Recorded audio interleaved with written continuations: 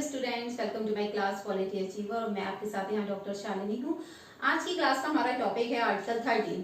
Article 13 कहता है कि मूल अधिकारों से असंगत यानी इनकंसिस्टेंट और उसका अल्पीकरण करने वाली जितने भी लॉज होंगे वो उस मात्रा तक, उस हद तक शून्य होंगे जहां तक वो फंडामेंटल राइट्स का उल्लंघन करते हो। तो यहाँ पर हमें दो तरह के यहाँ आर्टिकल देखने के लिए मिलते हैं। आर्टिकल 13 में क्लॉज 1, जो क्लॉज 1 है और क्लॉज 2 है, ये दोनों ही दो अलग अलग बातें करते हैं। यहाँ हम थोड़ा देख लेते हैं। यहाँ हम देखते हैं कि कॉन्स्टिट्यूशन, ठीक है, तो at the commencement of the constitution यानी कि जो डेट है 26 जनवरी 1950, इससे पहले के जितने भी लॉज होंगे, ठीक है, यानी कि 26 जनवरी 1950 से पहले के जितने भी लॉज होंगे वो एग्जिस्टिंग लॉज कहलाएंगे। ओके, और ये जितने भी लॉज हैं ये आर्टिकल 13(1) में आते हैं। तो आर्टिकल 13 का क्लॉज 1 ये कहता है कि संविधान प्रारंभ होने से पहले जितने भी लॉज थे, अगर वो इस डेट को जो फंडामेंटल राइट्स हमारे लागू हुए थे, इनसे अगर ये असंगत होते हैं या इनकंसिस्टेंट होते हैं या फिर इनका डेरोगेशन करते हैं, तो फिर वो उस मात्रा तक शून्य माने जाएंगे जहां तक वो फंडामेंटल राइट्स का उल्लंघन करते हो। क्लियर? दूसरा जो पार्ट है उसको हम कह सकते हैं पोस्ट, यानी कि फ्यूचर लॉज। ये जो लॉज हैं ये आते हैं आर्टिकल 13 के क्लॉज 2 में, ठीक है। आर्टिकल 13 का क्लॉज 1 बात करता है वो सारे लॉज जो कि संविधान प्रारंभ होने से पहले यानी इस डेट से पहले मौजूद थे, ठीक है। बहुत सारे लॉज थे उस वक्त जो कि यहाँ ब्रिटिशर्स ने बनाए थे, हम यहाँ इस तरह से लिख सकते हैं, ठीक है। और ये हम यह बात कर सकते हैं पार्लियामेंट।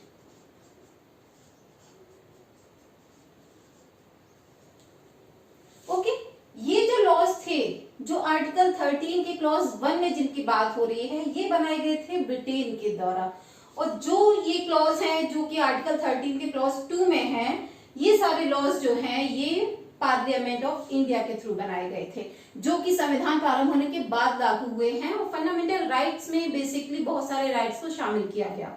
तो आर्टिकल 13 में ये कहा गया कि जो भी पहले के जो लॉज हैं अगर वो इनकंसिस्टेंट हैं या फिर फंडामेंटल राइट्स का अल्पीकरण करते हैं, उनको कम करने की कोशिश करते हैं, तो फिर वो उस मात्रा तक शून्य हो जाएंगे।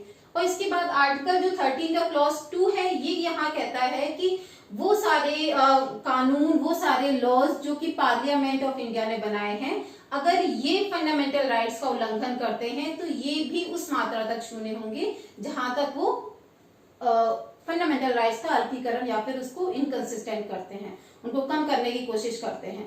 तो ये दोनों चीजें यहाँ पर क्लियर हो जानी चाहिए।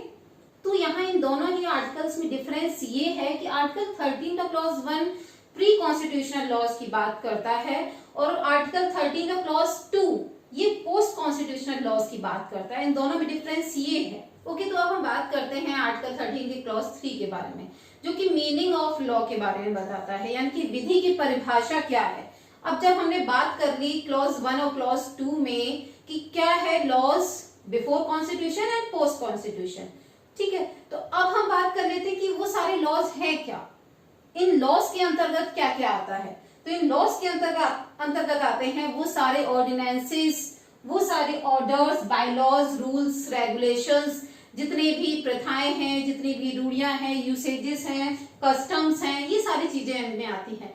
इसके साथ ही कुछ ऐसी चीजें भी जो कि कॉन्स्टिट्यूशन में शामिल नहीं की गई हैं, जैसे कि कुछ एडमिनिस्ट्रेटिव लॉज हो सकते हैं, पर्सनल लॉज हो सकते हैं, जैसे हिंदू जो संहिता है इस टाइप की चीजें हो सकती हैं, या फिर इसमें ध्वज संहिता यानी कोड ऑफ नेशनल फ्लैग, ये जो चीजें हैं ये सभी इसमें शामिल हो सकती हैं, जो कि वैसी ही पावर्स रखती हैं एनफोर्स करने के लिए, किसी भी कानून की तरह सारी पावर्स वो रखती हैं। तो यहाँ पर ये सारी जो चीजें ही आर्टिकल 13 के क्लॉज 3 में आती हैं, जो कि मीनिंग ऑफ द लॉ बताता है। ओके, तो अब हम बात कर लेते हैं आर्टिकल 13 के क्लॉज 4 के बारे में। तो आर्टिकल 13 का क्लॉज 4 जो है वो 24th अमेंडमेंट एक्ट के जरिए जोड़ा गया था। ये पहले से जो मूल संविधान था हमारा उसमें शामिल नहीं था। ठीक है, तो इसके पीछे एक दिलचस्प स्टोरी ये थी कि काफी सारे केसेस चल रहे थे। ये जो एक विवाद का जो विषय रहा है आर्टिकल 13 और 368 लेजिस्लेटिव और जुडिशरी के बीच में। ठीक है, तो इसी एक जद्दोजहद के बीच में एक ऐसा केस आया था जिसको हम गोलकनाथ केस कहते हैं। तो गोलकनाथ केस में ये कहा गया कि आर्टिकल 13 के क्लॉज 2 के तहत वे सारे लॉज शामिल होंगे जो कि 368 के अंतर्गत भी किए जा रहे हो, यानी कि 368 को भी इन्होंने 13(2) में शामिल कर लिया। ठीक है, तो इसका मतलब यहाँ ये हुआ कि जुडिशियल रिव्यू किया जा सकता है उन सारे लॉज पर, उन सारे कॉन्स्टिट्यूशनल अमेंडमेंट्स पर जो कि 368 के तहत किए जा रहे हैं। सिंपल सी बात थी।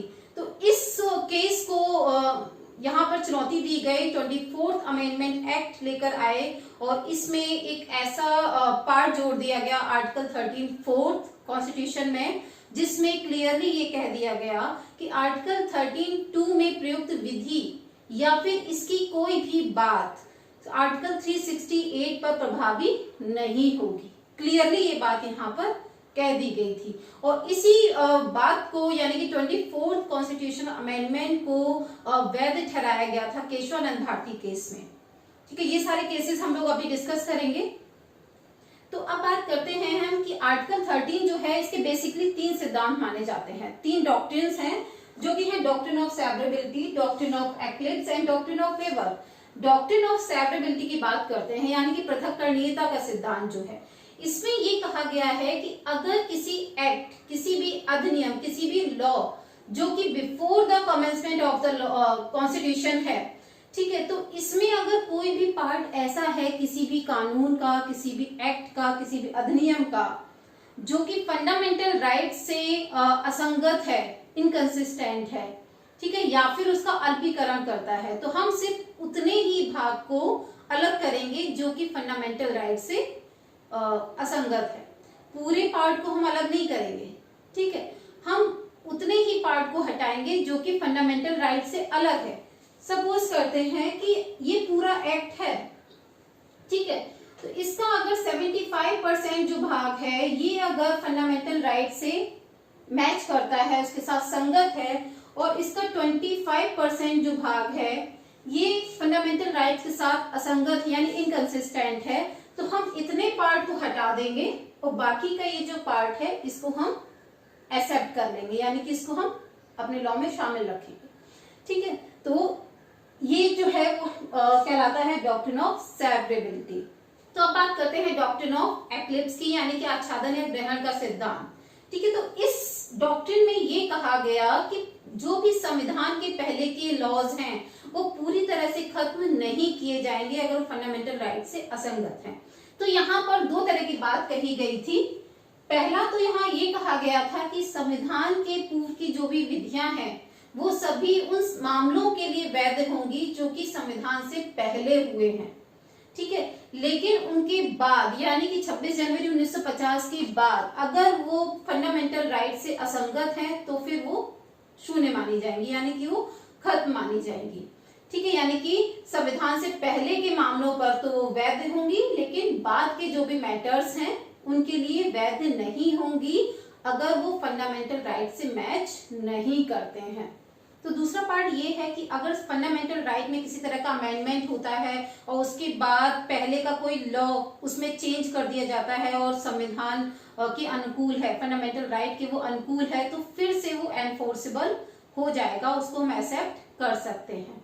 ठीक है, यहाँ तो इस डॉक्ट्रिन ऑफ एक्लिप्स में ये 2 बातें बेसिकली कही गई थी। इसके बाद बात करते हैं डॉक्ट्रिन ऑफ वेवर की। तो डॉक्ट्रिन ऑफ वेवर यानी अधित्याग का सिद्धांत, ये जो है ये अमेरिका में चलता है, इंडिया में इतना ये प्रभावी नहीं है, इसका प्रचलन भी नहीं है। इसमें ये कहा जाता है कि जो सिटीजन्स हैं वो अपने फंडामेंटल राइट्स को त्याग सकते हैं, उसको छोड़ सकते हैं। तो अब बात कर लेते हैं हम कुछ केसेस के बारे में जो कि आर्टिकल 13 और आर्टिकल 368 से रिलेटेड है। सबसे पहला जो केस आया था वो 1951 में शंकरी प्रसाद का केस था। तो शंकरी प्रसाद के केस में ये कहा गया कि आर्टिकल 13 के क्लॉज 2 में प्रयुक्त विधि में आर्टिकल 368 नहीं आता है और इसका जुडिशियल रिव्यू नहीं किया जा सकता है। इट मीन्स कि आर्टिकल 368 के तहत जितने भी लॉज बनाए जाएंगे या जितने भी कॉन्स्टिट्यूशनल अमेंडमेंट्स किए जाएंगे वो 13(2) के तहत नहीं आएंगे और जुडिशियल रिव्यू उनका नहीं होगा। दूसरा जो केस था वो था गोलकनाथ बनाम पंजाब राज्य 1968। इसमें इन्होंने ये कहा कि आर्टिकल 13(2) के तहत 368 भी आता है। ठीक है, तो अगर 13(2) के तहत अगर जुडिशियल रिव्यू होता है तो 368 भी उसमें शामिल होगा और उसका जुडिशियल रिव्यू हो सकता है। ठीक है, अब बात होती है कि भाई जुडिशियल रिव्यू हो सकता है, इस मामले को चुनौती दी गई 24th अमेंडमेंट में।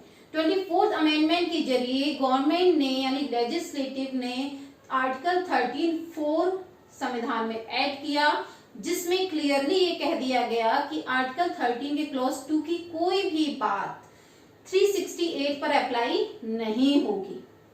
ठीक है, इसके बाद एक केस और आता है जो कि था केशवानंद भारती का, जो कि बहुत ही फेमस केस रहा था। इस केस में सुप्रीम कोर्ट ने 24th कॉन्स्टिट्यूशनल अमेंडमेंट को वैध ठहरा दिया।